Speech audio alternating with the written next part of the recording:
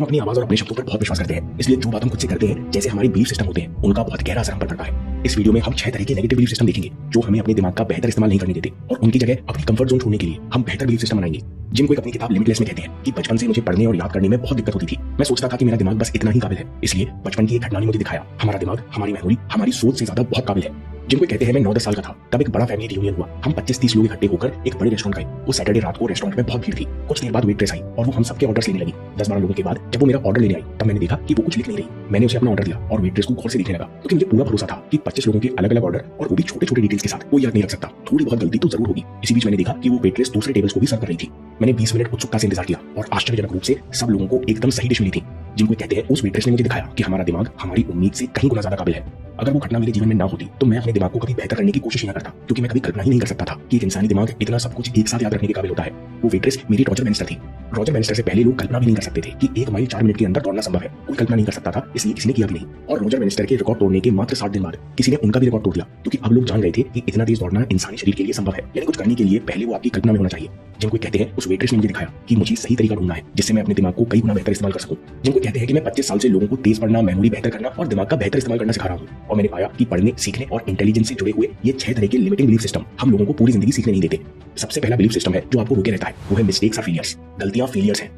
बचपन में हमने टेस्ट में कुछ गलतियां की जिस कारण नंबर कम आए। हमने गलत जवाब दिए तो हमें शर्म महसूस कराई गई और हमारे दिमाग में बस गया कि गलतियां फेलियर है। सच ये है कि जब हम कुछ सीखते हैं, कुछ अलग तरह से सोचते हैं, तब हम गलतियां करते हैं। और महान से महान वैज्ञानिकों ने जितना काम किया उससे ज्यादा गलती की, लेकिन उनकी कहानी सुनाते वक्त केवल उनकी उपलब्धियां बताई जाती हैं। इसलिए हमें लगता है कि कामयाब लोग गलती नहीं करते। जैसे आइंस्टाइन ने अपने करियर में बहुत गलतियां की। शुरुआत में तो वो धीमे और बिलो एवरेज स्टूडेंट थे क्योंकि उनके सोचने का तरीका बहुत अलग था। ग्रेजुएशन के समय भी वे कठिन मैथ्स की प्रॉब्लम सॉल्व करना ज्यादा पसंद करते थे, लेकिन आसान में गलती करते थे। वे करियर के आखिर तक एक्सपेरिमेंट्स की कैलकुलेशन में गलती करते रहे। कई बार उनका वैज्ञानिक समाज में मजाक भी उड़ा, लेकिन ये सारी बातें हमको याद नहीं रहती। और एक बार हमसे गलती हो जाए तो हम बहुत देर तक परेशान होते हैं। पूरे दिन वही बात रिपीट होती रहती है क्योंकि हमारे दिमाग में बैठा हुआ है कि गलतियां इज इक्वल टू फेलियर। इसलिए हम नई चीजें ट्राई करने से कतराते हैं। इस नेगेटिव बिलीफ सिस्टम की जगह हमें नया विश्वास अपने अंदर बिठाने की जरूरत है। नया belief system, mistakes are tools for learning. नया और बेहतर सीखने के लिए हम गलतियों का उपयोग करते हैं।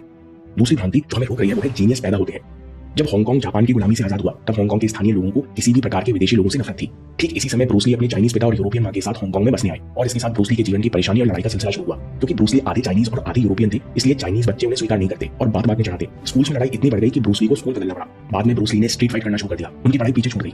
वे आधे चाइनीज थे, इसलिए लोगों के दबाव के चलते यिप मान ने ब्रूस ली को कुंफू सिखाना भी छोड़ दिया।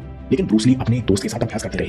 एक बार उन्होंने हांगकांग के माफिया के लड़के की पिटाई कर दी। पिता ने अगले दिन $100 देकर 19 साल के ब्रूस ली को यूएसए भेज दिया, क्योंकि अभी उनके पास यूएसए की नागरिकता बाकी थी। यूएसए आकर ब्रूस ली ने 2 साल स्ट्रगल किया, वेटर का काम किया, होटल के कमरे भी साफ किए, फिर यूनिवर्सिटी से फिलॉसफी की डिग्री हासिल की और स्टूडेंट्स को कुंफू सिखाना शुरू किया। इसके बाद वे सालों कुंफू और विंचुन का अभ्यास करते रहे। जब ली प्रसिद्ध एक्शन हीरो बने तो एक बार ली को किसी ने असली फाइट के लिए चैलेंज किया, लेकिन चैलेंज करने वाला कुछ ही सेकंड्स में घबरा गया और कमरे के चारों तरफ भागने लगा। फाइट तो ब्रूस ली 90 सेकंड में जीत गए, लेकिन उसके बाद अपना सर पकड़ के बैठ गए। ब्रूस ली ने कहा, मेरी 20 साल की ट्रेनिंग ने मुझे कभी इस तरह की फाइट के लिए तैयार नहीं किया। उसके बाद ब्रूस ली ने दोबारा ट्रेनिंग शुरू की। उन्होंने मार्शल आर्ट्स को एक स्टाइल, एक कांसेप्ट में नहीं बांधा। विंचुन, कुंफू, बॉक्सिंग, डांस सबको मिलाना शुरू कर दिया। आज ब्रूस ली को उनकी फाइटिंग स्टाइल, फिलॉसफी, इंटेलिजेंस और लगन के लिए जाना जाता है। लेकिन हांगकांग के उस 13 साल के सड़क पर लड़ने वाले और क्लास में पिछड़ने वाले बच्चे को देखकर कोई नहीं कह सकता था कि एक दिन ये बच्चा जीनियस या महान कहलाएगा। हमको लगता है कि लोग जीनियस पैदा होते हैं, इसलिए हम डीप प्रैक्टिस का कमिटमेंट ही नहीं करते। टैलेंट कोड में लिखा कहते हैं कि greatness is not born, it's grown.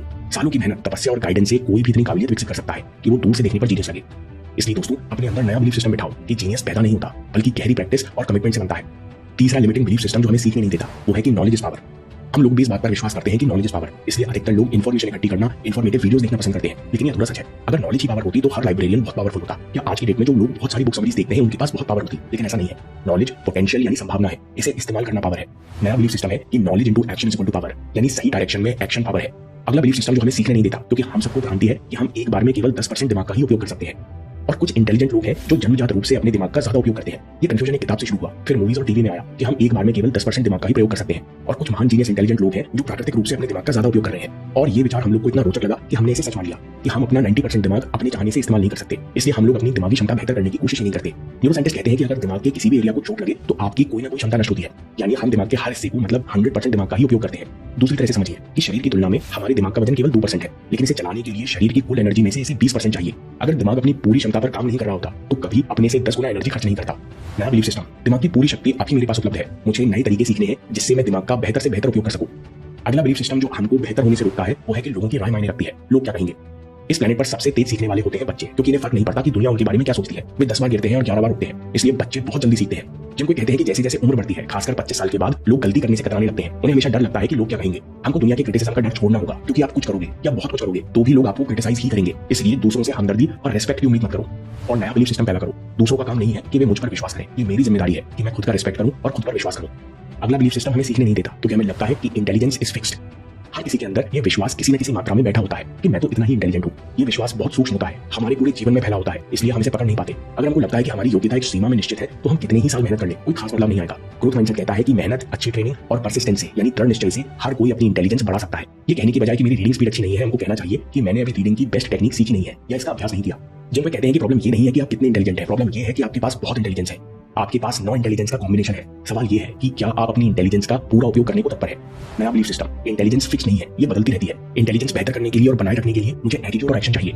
दोस्तों, जब भी आप खुद को बोलते हुए सुनो कि मैं बस इतना ही कर सकता हूँ, जब भी खुद को दूसरे से कंपेयर करते हुए पाओ कि ये तो बचपन से ही बहुत तेज रहा होगा, या आप खुद को कोसते हुए पाओ कि मुझसे गलती हुई क्यों, तो ये आप नहीं बल्कि आपके लिमिटिंग बिलीफ सिस्टम बोल रहे हैं। तुरंत सावधान हो जाओ, इन बिलीफ सिस्टम्स पर हंसो, क्योंकि आपको आगे बढ़ने से रोकते हैं, और अपने मन में नए बिलीफ सिस्टम दोहराओ। जितनी बार नए बिलीफ सिस्टम्स के बारे में सोचोगे, इन्हें महसूस करोगे, इनकी कल्पना करोगे कि इनके आने से आपका जीवन कैसे बेहतर होगा, उतना आप पुराने बिलीफ सिस्टम से आजाद होते जाओगे। समरी, गलतियां फेलियर है। नया बिलीफ सिस्टम, गलतियां सीखने का जरिया है। दूसरा बिलीफ सिस्टम, लोग जीनियस पैदा होते हैं, इसकी जगह लोग जीनियस गहरी प्रैक्टिस और सालों के कमिटमेंट से बनते हैं। तीसरा, नॉलेज इज पावर, इसकी जगह knowledge into action is power. चौथा, हम केवल 10% दिमाग का उपयोग कर सकते हैं, इसकी जगह हम दिमाग की पूरी शक्ति का ही उपयोग करते हैं। हमें बेहतर तरीके सीखने की जरूरत है। पांचवा, अगर मुझसे गलती हो गई तो लोग क्या कहेंगे, लोगों की राय मायने रखती है, इसकी जगह ये मेरी जिम्मेदारी है कि मैं ऐसे काम करूं कि मैं खुद का रिस्पेक्ट करूं और खुद पर विश्वास करूं। छठवीं बात, इंटेलिजेंस इज फिक्स्ड, इसकी जगह इंटेलिजेंस बदलती रहती है, और इंटेलिजेंस को बेहतर करने और बनाए रखने के लिए मुझे एटीट्यूड और एक्शन चाहिए।